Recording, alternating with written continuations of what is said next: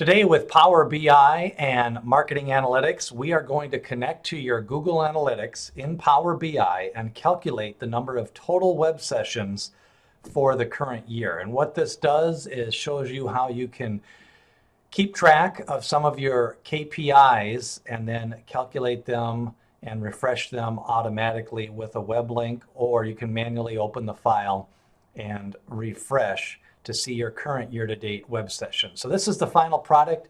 Total sessions for the year for this website is 219,000.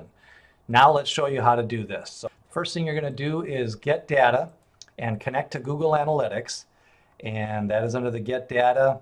You're going to connect to Google Analytics.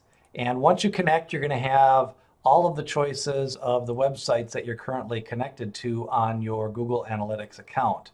Now, the main thing, what you're going to try to do is you're going to want to pick your metrics and then your dimension. So the metric for this one is sessions, and the dimension is the date. So you're going to select those two things, and now you have your traffic for date and sessions. One of the things I always do is click the edit button, because you always want to double check your data before you load your data. Now for this example, we are going to date filter for the current year. So we are currently in 2019. We want to see all of the web sessions for 2019. So we are going to put the date is after 12/31 of 2018. That brings you up to January 1st of 2019.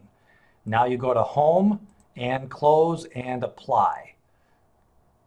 With this, you now have your sessions and your date.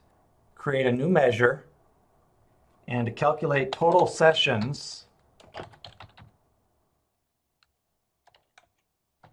2019, it's going to be a sum.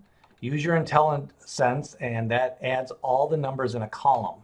The column in this case is sessions. Close the parentheses. Now you have your measure. To test your measure, you click on a card and you bring in your total sessions, and we have 219,000. So that is how you calculate the total sessions for either the current year or just total sessions, and then you can filter by some of your date dimensions. That's a look at Power BI for marketing and calculating total sessions with your Google Analytics.